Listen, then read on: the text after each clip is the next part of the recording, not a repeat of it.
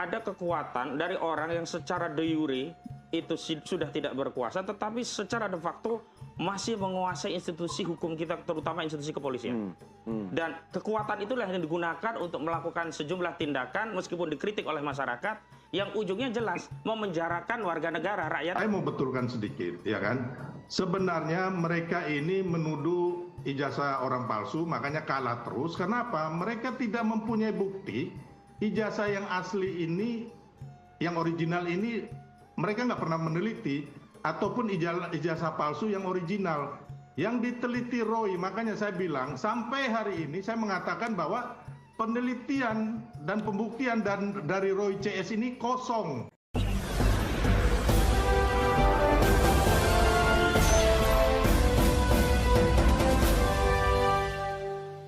Jadi kalau kita bicara profesi, yang Bu Dr. Julia itu kan aktivis, dia nggak aktif lagi menjadi dokter. Kemudian untuk Sunarto itu dia YouTuber.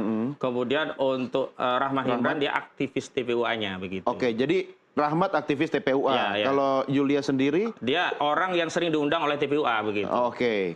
Sementara YouTuber kita belum diperiksa ya? Belum diperiksa. Apa komentar Anda kalau melihat substansi hasil pemeriksaan hari ini? Ya, yang jelas begini ya. Kasus ini terasa berat ya. Bobot politiknya itu berat sekali. Jadi kalau bicara ada nuansa politik dalam kasus ini, saya katakan benar. Tetapi politik yang dimaksud bukan politik orang besar yang ingin RI 2 berganti, bukan ya. Saya luruskan bahwa ada kekuatan dari orang yang secara de jure itu sudah tidak berkuasa, tetapi secara de facto masih menguasai institusi hukum kita, terutama institusi kepolisian. Dan kekuatan itulah yang digunakan untuk melakukan sejumlah tindakan meskipun dikritik oleh masyarakat yang ujungnya jelas memenjarakan warga negara, rakyatnya. Anda nuduh polisi di bawah kendali? Bukan nuduh, saya sebut saja polisi begitu. Masih di bawah kendali saudara Joko Widodo. Polisi juga mana mau dituduh kayak begitu? Oh iya, kalau mereka tidak mau ya silakan. Tapi ini analisa saya simpulkan bahwa institusi polisi hari ini masih di bawah kendali saudara Joko Widodo yang secara de jure bukan presiden, tapi secara de facto masih menguasai lini-lini institusi kepolisian kita. Iya. Kenapa Anda masuk ke ruang politik kalau kita bicara ini ranah hukum? Nah justru itu, kalau kita bicara penegakan hukum, itu adalah ranah hukum. Tetapi ya goodwill tentang kebijakan policy dalam penegakan hukum, itu ranahnya politik. Kenapa? Institusi hukum itu di bawah kendali otoritas politik. Iya. Otoritas politik ini yang punya kekuatan untuk membuat warna hukum kita itu seperti apa. Sayangnya hari ini ya institusi politik kita itu belum dikuasai secara penuh oleh seseorang yang hari ini menjadi presiden secara de jure. De facto-nya masih berbagi kekuasaan dengan saudara Joko Widodo. Dibuktikan dengan kasus ini semestinya tidak perlu atau tidak bisa naik ke penyidikan. Karena jelas ini kan terkait dengan penyelenggaraan kebebasan bernegara dalam konteks menyampaikan pendapat di muka umum.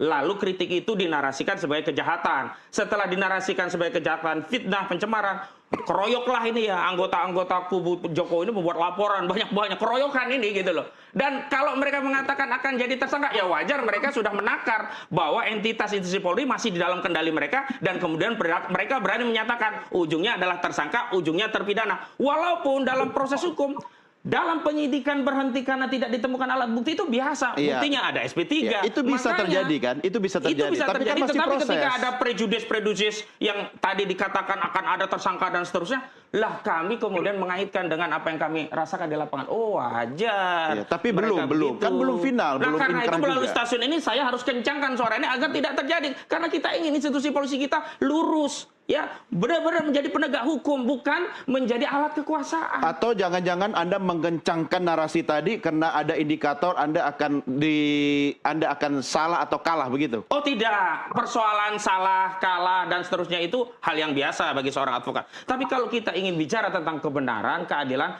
maka ada proses, prosedur dan substansi itu harus sejalan. Tidak hanya kita mengejar substansinya demi kebenaran dan keadilan, tapi proses tahapan dan prosedur itu diloncati. Misalnya dalam kasus pengungkapan penyelidikan naik ke penyidikan. Kan sudah ada proses gelar perkara khusus di Barreskrim, hasilnya belum keluar. Kok kenapa ini tiba-tiba naik ke penyidikan? Padahal kalau kita bicara logika sederhana, tidak mungkin ada pencemaran dan fitnah ijazah palsu sebelum dibuktikan ijazah itu memang asli. Sementara kasus yang berkaitan dengan penyelidikan ijazah yang asli tadi dilaporkan palsu belum selesai. Tadi Ijazahnya dikatakan katanya kan game over ya.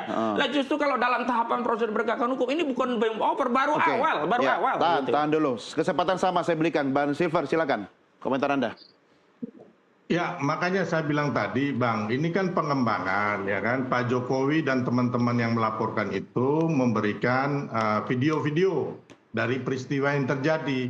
Nah, dari video-video itu tentunya penyidik, ya kan, melihat, oh ternyata ada yang ngomong begini, ya indikasinya mungkin fitnah atau pencemaran nama baik atau manipulasi undang-undang ITE lah, pengasutan lah. Makanya akhirnya ada nama-nama yang hari ini ya kan diperiksa juga sebagai saksi gitu loh. Jadi nggak ada, Pak Jokowi juga melaporkan 3 nama ini, Yulia kah, Sunarko kah, Pak Jokowi. Pak Jokowi juga nggak tahu, kami juga nggak tahu ya kan. Tapi itu kan kewenangan daripada proses penyidikan gitu loh. Tapi yang kemudian menurut Pak Jokowi yang dianggap mencemarkan nama baik beliau dan melakukan fitnah, siapa sih Bang Silver? Ya kalau kita lihat sih ya Roy Suryo Rismond dan lain-lain ya yang benar-benar kita lihat indikasinya sangat kuat gitu loh. Tapi yang begini lagi, saya mau betulkan sedikit ya kan. Sebenarnya mereka ini menuduh ijazah orang palsu, makanya kalah terus. Kenapa? Mereka tidak mempunyai bukti ijazah yang asli ini, yang original ini mereka nggak pernah meneliti, ataupun ijazah palsu yang original. Yang diteliti Roy, makanya saya bilang sampai hari ini saya mengatakan bahwa penelitian dan pembuktian dari Roy CS ini kosong, nol besar. Kenapa? Yang diteliti itu adalah ijazah digital yang ada di media sosial. Yang itu belum tahu asli atau palsu, begitu? Dijadikan alat bukti gitu loh. Yang benar itu adalah ijazah asli yang sudah diteliti oleh Laboratorium Forensik Mabes Polri yang hasilnya identik dengan 3 ijazah asli teman Pak Jokowi. Terus yang lebih membingungkan lagi, tuduhan ijazah palsu ini pertama ditujukan kepada UGM. Berarti yang dipalsukan sebelum tahun 2005 ketika Pak Jokowi nyalon wali kota. Tiba-tiba muncul lagi tuduhan ijazah palsu oleh Pasar Pramuka tahun 2012.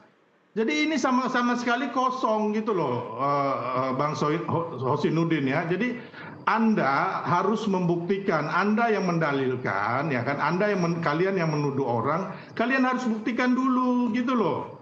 Nggak bisa seenaknya kalian menuduh-nuduh orang, memfitnah orang gitu loh. Terus habis itu kalian harus minta Pak Jokowi itu menunjukkan ijazahnya. Saya katakan lagi, nggak ada satu produk unggulan, satu produk undang-undang di Republik ini mengharuskan seseorang itu memberikan informasi pribadinya, nggak ada. Termasuk tokoh nasional seperti mantan presiden begitu. Oh itu waktu menjabat sebagai penyelenggara negara. Sekarang Pak Jokowi sudah bukan penyelenggara negara. Terus mereka mengatakan bahwa oh Pak Jokowi di Danantara. Menurut Undang-Undang Kementerian BUMN yang baru, ya kan, penyelenggara BUMN itu bukan penyelenggara negara. Itu udah clear. Ya jadi kembali lagi, tolong terangkan kepada teman-teman itu apabila mau menuduh orang harus ada bukti dulu. Termasuk tuduhan Bang Kozin, Bang Silver bahwa Presiden Jokowi adalah presiden de facto. Kita punya de jure dan de facto, begitu? Kan itu kan anggapan dia aja, ya kan. Kalau umpama semua orang beranggapan begitu sakit semua Republik ini, ya kan. Kita sekarang presidennya adalah Bapak Prabowo Subianto. Pak Jokowi itu hanya mantan presiden dan orang biasa. Intinya itulah, ya kan. Jadi kita jangan lagi menarasikan hal-hal yang menurut saya itu nggak benar gitu loh.